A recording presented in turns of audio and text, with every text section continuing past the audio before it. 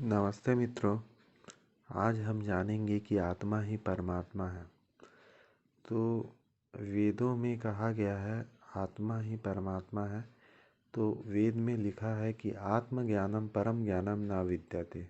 आत्मज्ञान से बड़ा कोई ज्ञान नहीं है। और आत्मलाभम परम लाभम न विद्यते।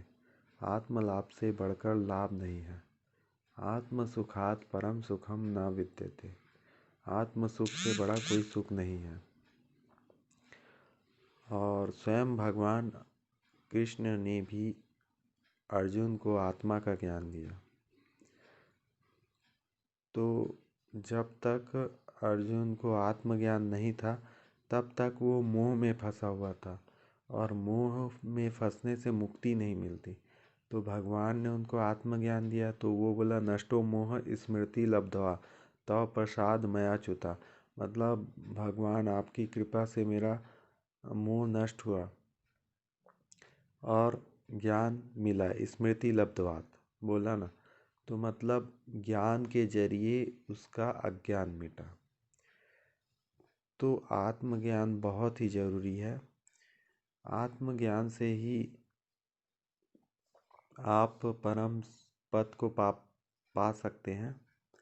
जैसे कि मैं एक एग्जांपल देके बता रहा हूँ कि जैसे ब्रह्मा विष्णु महेश को आप ध्यान वाली मुद्रा में फ़ोटो देखे होंगे, तो वो तो भगवान है ना। वो किसकी ध्यान करते हैं? तो वो भी अपने आत्मा का ही ध्यान करते हैं, जिससे उनको अनेक शक्तियाँ अर्जित होती है और उनको आनंद की प्राप्ति होती है और भी चीज़ें उनसे प्रकट होती है। तो जितना जितना आप आत्मा का ध्यान करेंगे उतना आप महान बनते जाएंगे, क्योंकि आत्म तत्व से बड़ा कोई तत्व नहीं है। क्योंकि परमात्मा की भी तो आत्मा होती है ना। जैसे शिव है तो उनकी भी तो आत्मा है, भगवान कृष्ण है तो उनकी भी तो आत्मा है।